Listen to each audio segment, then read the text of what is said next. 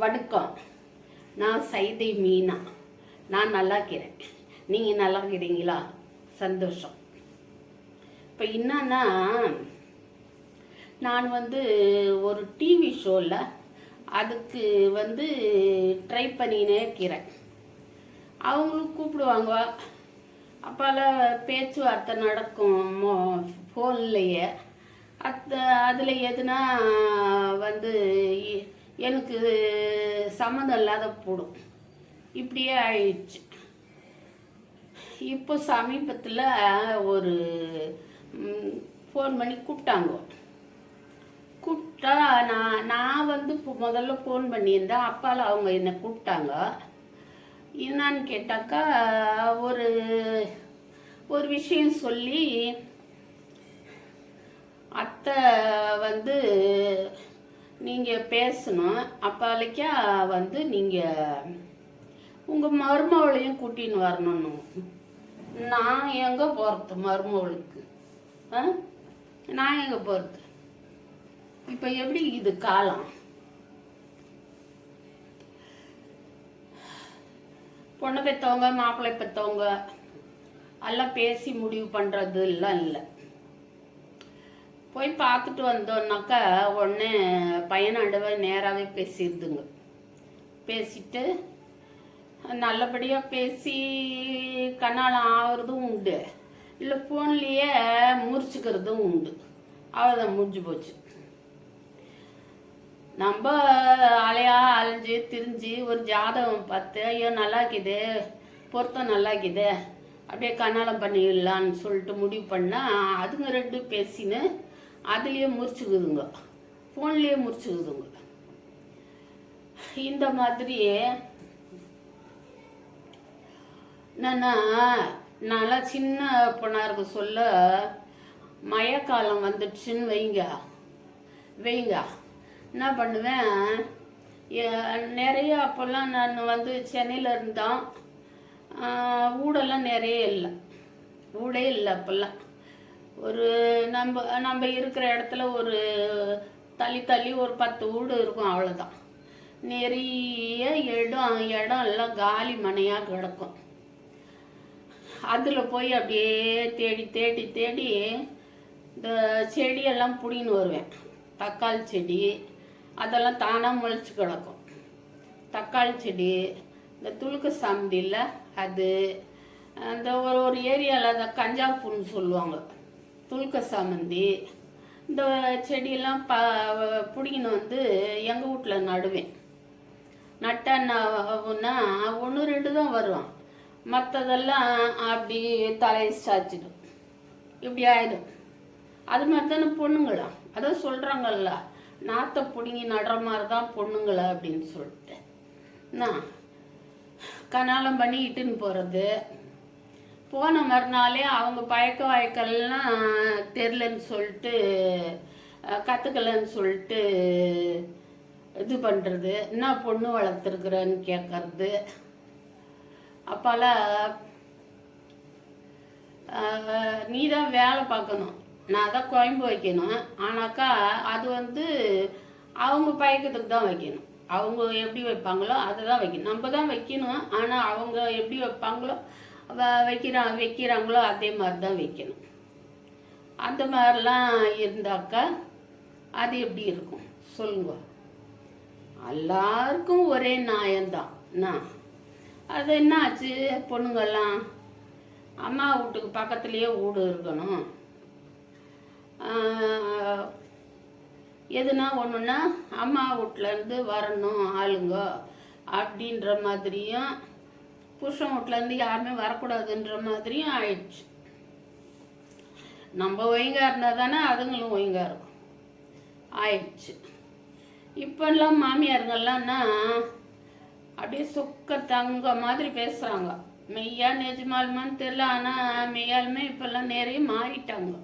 என்னன்னா, நம்ம நல்லபடியாக நடந்துனா தான் நம்மளை அவங்க வச்சுப்பாங்கன்ற எண்ணம் வந்துடுச்சு.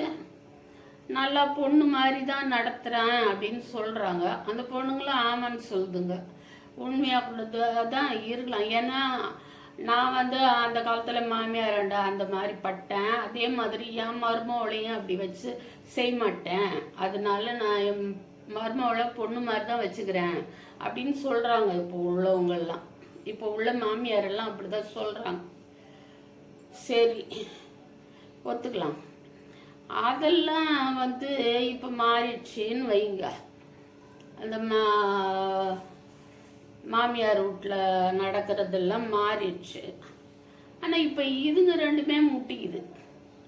எது அது தாலி கட்டினவனும் கட்டிக்கினவளும் முட்டிக்கிறாங்க. முட்டிக்கின்னு கேஸ் போட்டுறாங்க. கேஸா அது பேர் என்ன, டைவர்ஸுக்கு இது பண்ணிடுறாங்க. டைவர்ஸுக்கு ஏன் இந்த மாதிரிலாம் பிரச்சனை வருதுன்னு தெரியல. என்ன குடும்பத்துக்குள்ளார நுழைஞ்சு அத்தனை நாத்தனார் கொய்ந்தன் மச்சினன் மூத்தார் சம்சாரம் அப்படின்னு சொல்லி எல்லாரையும் இது பண்ணி போய் தானே குடும்பம்லாம் பண்ணாங்க அந்த காலத்தில். அப்பெல்லாம் வராத இந்த பிரச்சனை வந்து இப்போ ஏன் இந்த அளவுக்கு கீது? என்ன ஒன்றுக்கா குடும்பம் நடத்துனாங்க எல்லாரும் சேர்ந்து. அப்பெல்லாம் ஒரு பிரச்சனையும் இல்லை. மனசுள்ள இருக்கும், என் மாமியா இப்படி பண்ணுறாங்க, என் நாத்தனா இப்படி பண்ணுறா ஆன்னு சொல்லிட்டு ஒன்று இந்த மனுஷ இருதயமே இல்லாதவங்க அதுங்கள வரதட்சணை கொடுமைன்ற பேரில் அதெல்லாம் இல்லை, பேச வரல. இப்போ அதெல்லாம் நடக்கிறதுனால தானே இப்போ என்ன பண்ணிடுறாங்க, பொண்ணுங்களே என்ன பண்ணுறாங்க, பையனாண்ட பேசி இதுக்கு உனக்கு சம்மதம்னாக்கா நீ சரின்னு சொல்லு, நான் சரின்னு ஒத்துக்கிறேன் அப்படின்னு பொண்ணுங்களே பேசி முடிச்சுடுதுங்க. அதுங்களே பேசிடுதுங்க. இல்லைன்னா லவ் மேரேஜ் அந்த மாதிரி ஆயிடுது. ஆனாக்கா அப்போல்லாம் அவ்வளோ அனுசரணையாக போய் எல்லாரையும் அனுசரணையாக போய் குடும்பம் நடத்தி குழந்தை பெற்று நல்லா கட்சி வரைக்கும் நல்லா இருக்கிறவங்களாம் இருக்கிறாங்க. அன்னைக்கு ஏன் இதுங்களா பார்த்து முடிவு பண்ணிட்டு ஆத்தாப்பன் பார்த்துருந்தா கூட அதுங்களா அப்புறம் பேசி முடிவு பண்ணிட்டு அப்புறம் ஏன் முட்டிக்குதுங்கன்னு தெரியல. இன்னைக்கு பிரச்சனையை இன்னைக்கோட விட்டுறணும். இன்னைக்கு எதுனா நடக்குது என்ன செய்யணும், அத்தை இன்னைக்கு பேசணுமா அத்தோட விட்டுறணும். நாளைக்கு வந்து அத்தை போய் விழிஞ்ச உடனே அத்தை ஞாபகப்படுத்தி சண்டை போடக்கூடாது. யாராக இருந்தாலும் சரி, ஆம்பளையாக இருந்தாலும் சரி, பொண்ணாக இருந்தாலும் சரி, அப்படி இருங்க. அப்படியே தூக்கத்திலே விட்டுறணும். அத்தை தூங்க சொல்லையே அத்தை விட்டுறணும், மறந்துடணும். அப்படி இருந்தாக்கா ஏதோ அப்படியே அனுசரித்து போய்க்கலாம். இப்போ அப்படிலாம் ஒன்றுமே இல்லை. என்னத்துக்கு அவனை அப்படி அனுசரித்து போகணும், என்னத்துக்கு அவளை அப்படி அனுசரித்து போகணும், என்னத்துக்கு அப்படி இது பண்ணின்னு இருக்கணும்னு நினைக்கிறாங்களே தவிர, இந்த அவங்க பெத்து வச்சுருக்குறாங்க பாருங்க தவளையா என்ன தவளைக்கியா, அதுங்களெல்லாம் நினைக்கவே மாட்டுறாங்க.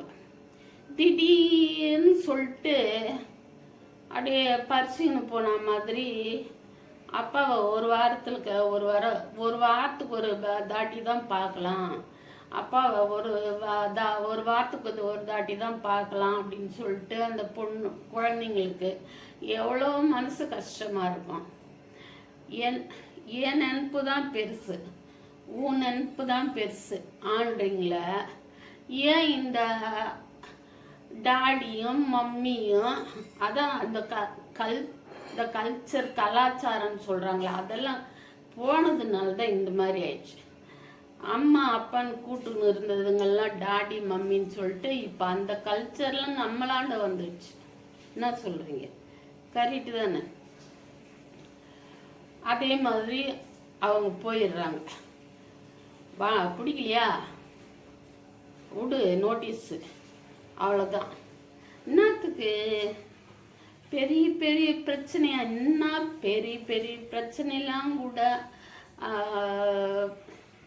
நான் பேசுறது வளவளான்னு இருக்கிற மாதிரி இருக்கும். ஆனால் அது வந்து நினச்சி பார்த்தாக்கா உண்மை. அதை நினச்சி பார்க்கறது கூட இப்போ உங்களுக்கு நேரம் இல்லாததுனால தான் இப்போ இந்த மாதிரி இருக்கிறாங்க.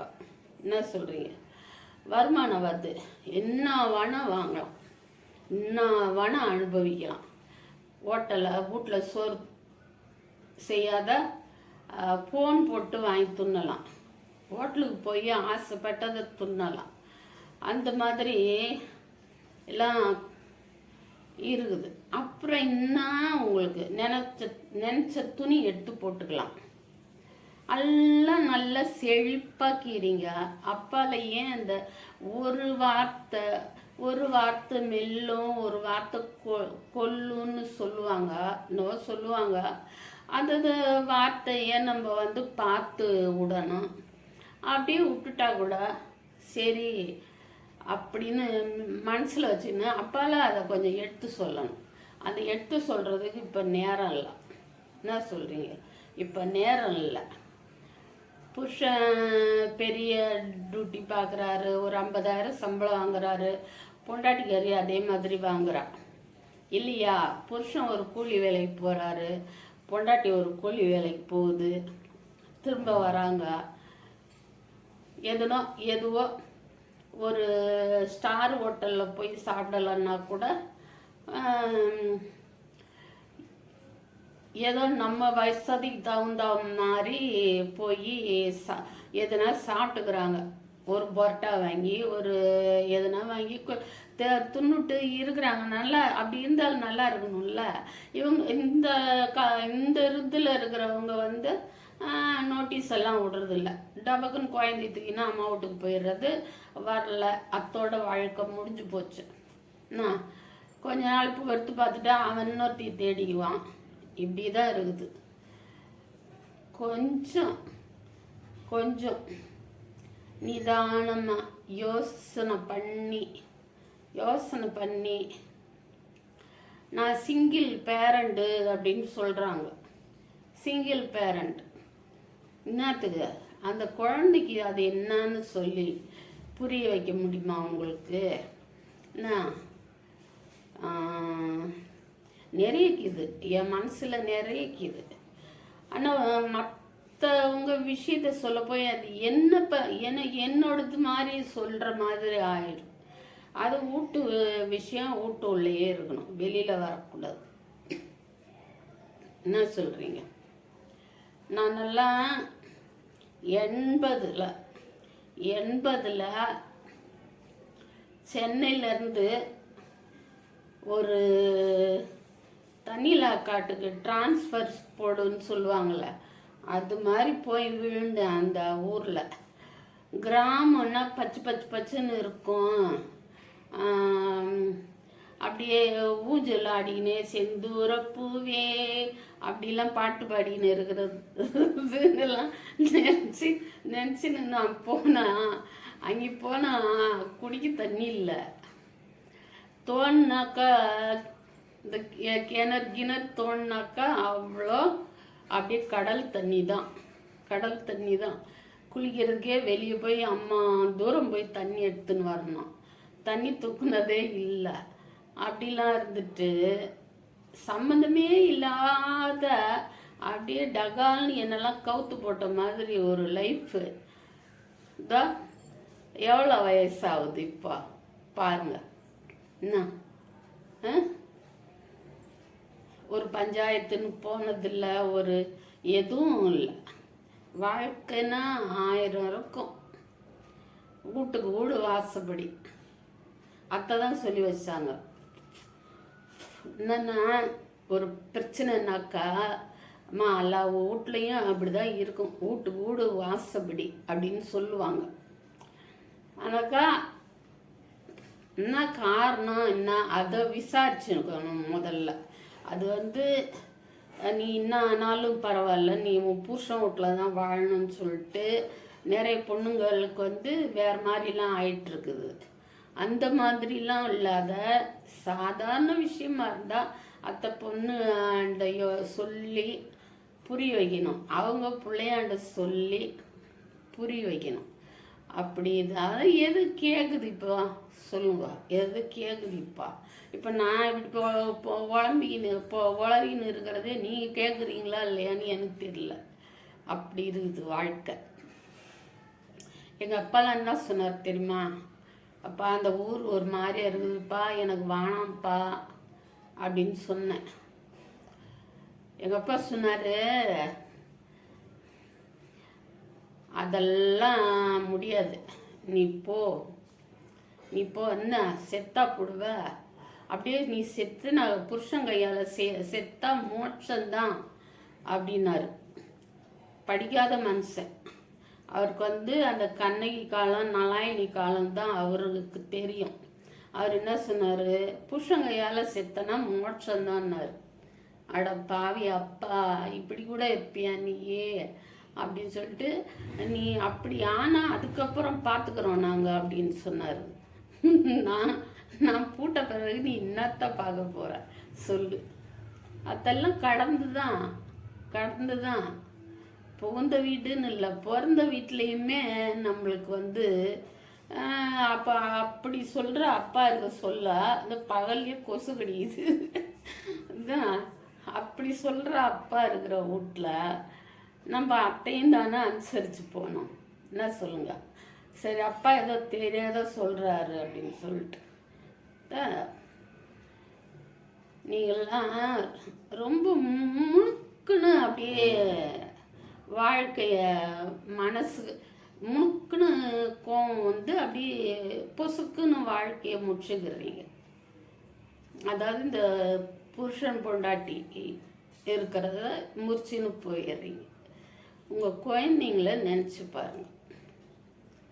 அத்தை நினச்சி பார்த்து அதுங்களுக்கு 2 பேரும் வேணும். அது பிள்ளைங்களுக்கு திடீர்னு அப்படியே பறிச்சுன்னு போன மாதிரி இருக்கக்கூடாது. 2 பேரும் வேணும். அப்பாவும் வேணும், அம்மாவும் வேணும்.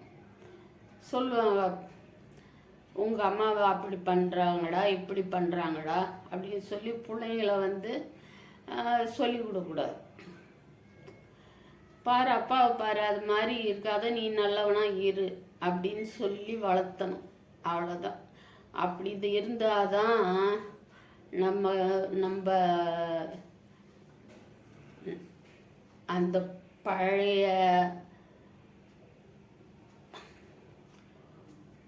என்ன சொல்கிறதுன்னு எனக்கு புரியல. நம்ம நாடு என்ன மாதிரியான ஒரு கல்ச்சரை சொல்லி கொடுத்தது சொல்லுங்க. நான் நாடுன்னு சொன்னால் இந்த விஷயத்துக்காக போய் ஏன் நாட்டை ஈக்கிற அப்படின்னு. வேலை தேடி வெளிநாடு போனவன் இந்தியா பொண்ணதான் கட்டுவேன்னு சொல்லி இங்கே கல்யாணம் பண்ணின்னு போனது ஒரு காலம் உண்டா இல்லையா?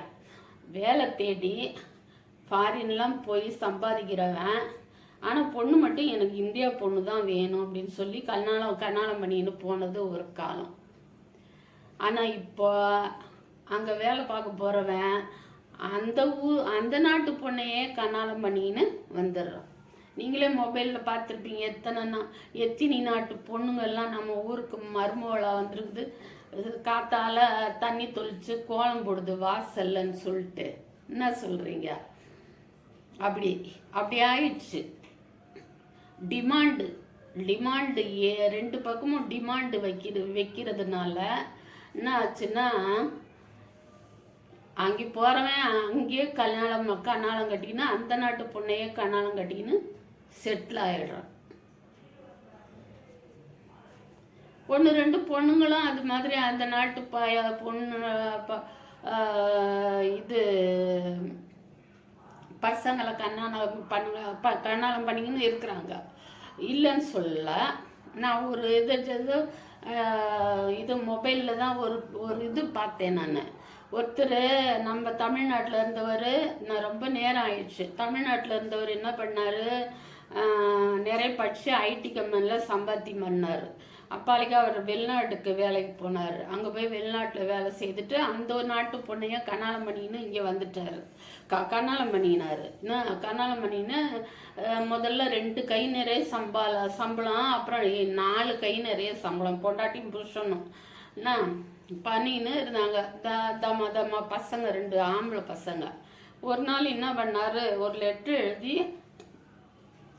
அதிகாரிகிட்ட கொடுத்துட்டு வந்துட்டார். என்ன லெட்ரு? Resign letter. ராஜினாமா பண்ணிட்டார் வேலையை. அவர் பொண்டாட்டி அந்த நாட்டு பொண்ணு, அதுவும் ராஜினாமா பண்ணிட்டு வெளியில வந்துடுச்சு. 2 பேரும் தமிழ்நாட்டுக்கு தாய்நாட்டுக்கு வந்துட்டாங்க. வந்துட்டு தமிழ்நாட்டுக்கும் வந்துட்டாங்க. அவங்க பூர்வீக ஊருக்கு வந்துட்டாங்க. வந்துட்டு அவர் என்ன பண்ணாரு, விவசாயம் பண்ணாரு. அவங்களுக்கு வீட்டுக்கு என்னென்ன தேவையோ அத்தனையும் அவங்களே விளைய வச்சு எல்லாம் சாப்பிட்ற மாதிரி செஞ்சாங்க. டாய்லெட் கூட இல்லையா வீட்டில். வீடுன்னு கூட பெருசாக இந்த வீடெல்லாம் இல்லை, கல் வீடெல்லாம் இல்லை. என்னவோ கூரை வீடோ சிமெண்டோட தான் போட்டுன்னு இருந்தாங்க.